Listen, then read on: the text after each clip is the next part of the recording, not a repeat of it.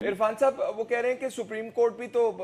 cases سماعت کرتی رہی ہے سیٹرڈیز کے دن اور چھٹی والے دن ہم نے خود کور کیے ہیں جی افتخار محمد چودھری صاحب کے دنوں کے اندر ہم گھر میں کوئی کام کر رہے ہوتے تھے تو پتہ لگتا تھا کہ بینچ اسمبل ہو گیا اور راتوں رات میں بھاگنا پڑتا تھا سپریم کورٹ کو کور کرنے کے لیے تو پریسیڈنٹس تو موجود ہے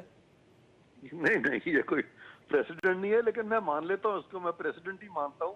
اور میں بیرسٹر شہزاد صاحب کی تمام باتوں سے اگری کر جاتا ہوں اور میں یہ بھی اگری کر جاتا ہوں کہ سپریم کورٹ نے یہ جو آرڈرز کیے ہیں یہ فرام ٹائم ٹو ٹائم کہ اتنی دیر میں فیصلہ کریں اتنی دیر میں فیصلہ کریں اور آخری آرڈر جو کیا ہے میں یہ بھی مانتا ہوں کہ جی یہ بالکل قانون کے مطابق آرڈر ہیں اور میں یہ بھی تھوڑی دیر کے لیے ان کی بات مان جاتا ہوں کہ خواجہ حارث جو ہیں وہ ہیلے بہانوں سے کام لے رہے ہیں تو اگر ان حالات میں قانونی آرڈرز ہو رہے ہیں اور خواجہ حارث سپریم کورٹ کے آرڈرز کو تھوارٹ کر رہے ہیں تو پھر یہ سپریم کورٹ اتنی خاموشی کیوں اختیار کر رہی ہے ساری چیز پہ پھر خواجہ حارث کے خلاف پھر مس کانڈکٹ کی پروسیڈنگ کر لینا اس کا مطلب ہے کہ خواجہ حارث مس کانڈکٹ کر رہے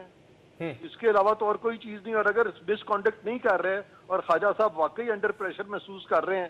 تو پھر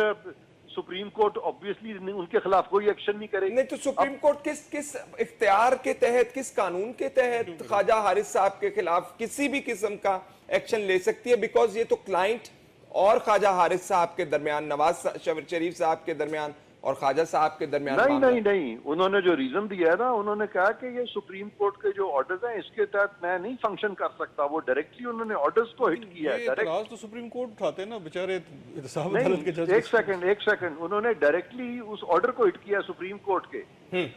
اور اکاؤنٹیبلٹی کورٹ بھی اس چیز کو ٹیک اپ کر سکتی ہے کہ جی آپ سپریم کورٹ کے آرڈر کی وائلیشن میں آپ یہ بات کر رہے ہیں تو اس خواجہ حارث کو ادراک ہے نا کہ یہ اسٹرکٹ لیگیلٹی میں نہیں آتے اور یہ تو بیرسٹر صاحب بھی مانتے کہ قانون میں بھی 30 دن لکھا ہے تو پھر سپریم کورٹ کو ضرورت کیا ہے یہ بار بار یہ ٹائم دینے کی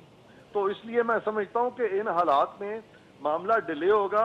جو مرضی کر لیں اور میرا نہیں خیال کہ سپریم کورٹ خواجہ حارث کو کوئی نوٹس ایشو کرے گی کہ جی آپ نے ہمارے آرڈرز کی وائلیشن کی ہے اگر سپریم